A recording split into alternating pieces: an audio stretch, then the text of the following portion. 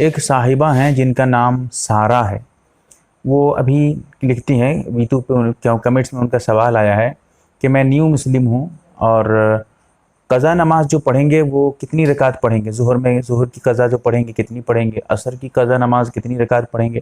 تو اس طرح کر کے انہوں نے کیا ہے کہ کیا مسئلہ ہوگا ذرا بتائیے. سب سے پہلے تو میں مبارکبادی پیش کرتا ہوں کہ آپ نے اسلام کو قبول کیا، اسلام کو پسند کیا.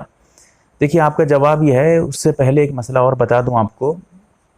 اگر کوئی غیر مسلم تھا اور اس کی نماز چھوٹ گئی تھی کیونکہ غیر مسلم تھا، اسلام قبول نہیں کیا تھا تو نماز نہیں پڑھ رہا تھا، اگر آپ یہ سمجھ میں آپ کے ہے کہ نہیں جو نمازیں کفر کی حالت میں جب اسلام قبول نہیں کیے تھے اس وقت جو ہے جو نمازیں چھوٹ گئی تھی اس کو بھی پڑھنا پڑے گا، ایسا نہیں ہے.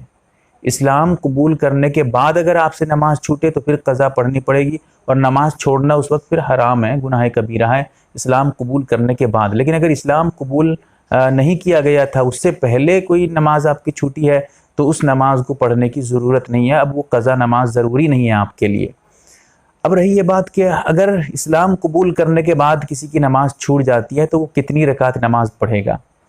فجر کی نماز کا مسئلہ ذرا الگ ہے. فجر کی نماز اگر آپ کی چھوٹ جاتی ہے اور اسی دن آپ ادا کرتے ہیں، جس دن نماز چھوٹی ہے فجر کی، تو آپ جو ہے 2 رکعت سنت بھی پڑھیں گے اور 2 رکعت فرض بھی پڑھیں گے اگر آپ زوال سے پہلے ادا کرتے ہیں.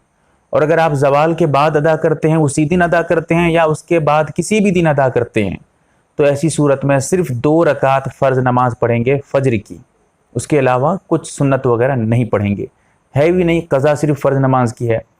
اس کے علاوہ ظہر کی نماز جو ہے وہ صرف فرض نماز قضا پڑھیں گے. ظہر کی فرض نماز 4 رکعت ہوتی ہے تو قضا جو پڑھیں گے 4 رکعت پڑھیں گے، کوئی سنت وغیرہ نہیں پڑھیں گے، قضا میں سنت نہیں ہے. اور اسی طرح عصر کی نماز 4 رکعت ہوتی ہے اور اسے بھی جو آپ پڑھیں گے وہ بھی 4 رکعت قضا پڑھیں گے. مغرب کی 3 رکعت قضا ہے تو اسی لیے 3 رکعت فرض نماز ہے تو قضا بھی 3 رکعت پڑھیں گے.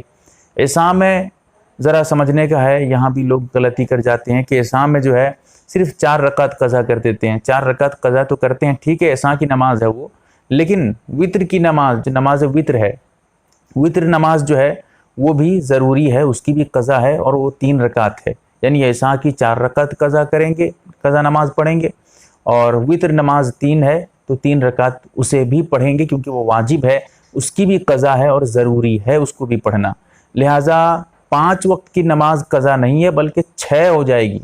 یعنی ایک تو وطر اس میں اضافہ ہو جائے گا کیونکہ وہ واجب کے درجے میں ہے.